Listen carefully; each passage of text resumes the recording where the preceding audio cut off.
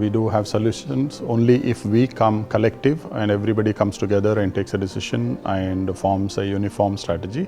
Selectivity is key. Pre-qualifying who you're working with, the supply chain you're working with, the clients you're working with is key to ensuring that there's a smooth payment process throughout the project. It's how to evaluate some of the clients and how to restructure specific contracts, looking into different clients and what's the best way to handle the contract and the details of the contract. You need to maintain a close relationship with the clientele where you have a proper understanding of their payment cycle. It is very much about stakeholder mapping and having touch points in the company that issues payments to you. But it's really starting at the very top, making sure that you've got all your documents and you do your due diligence on the contract, on the clients. You know your client forms, well checks, making sure you've got them logged so you can do as many checks on individuals as you can.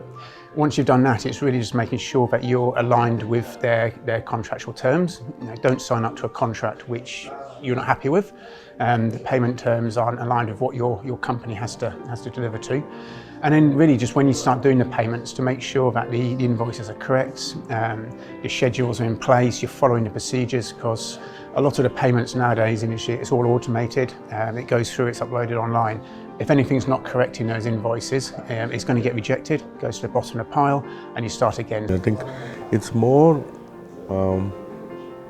we need to get a system where we can do a check on a company, which is not existent at the moment. People do come to the city, but unfortunately we can't get a credit check on them.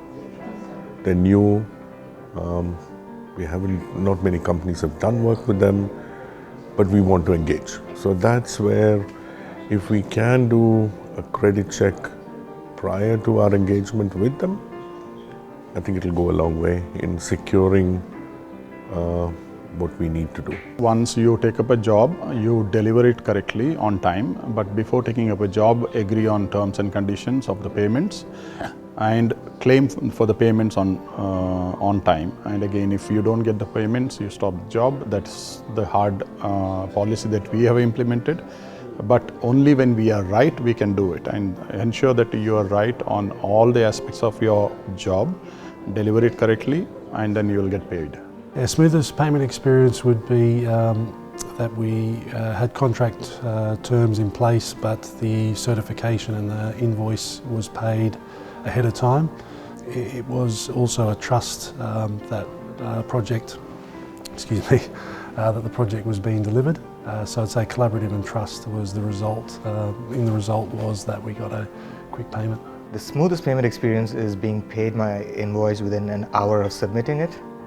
And I guess what helped it is client confidence and understanding the process of the work. But there was a program put forward by a client, which was a bonus scheme, which meant that on good performance on certain KPIs, everyone received a 10% bonus on what they did. So what it created was collaboration between the general contractor, the usual finger pointing went away, and it was problem solving across a project, which usually takes time. It still has to be something which is originating from a top-down approach. So we're talking about regulators, the government coming up with solutions in which there is an extent of accountability that most developers or contractors or people who are supposed to have payment commitments, they're held accountable for their actions. I think one of the interesting things about the fintech space right now is the fact that they do not have a lot of red tape or bureaucratic steps that banks have, right? The market demands digitalization. It demands speed in turnaround in terms of solutions they want. So that's why the fintech space is very interesting, because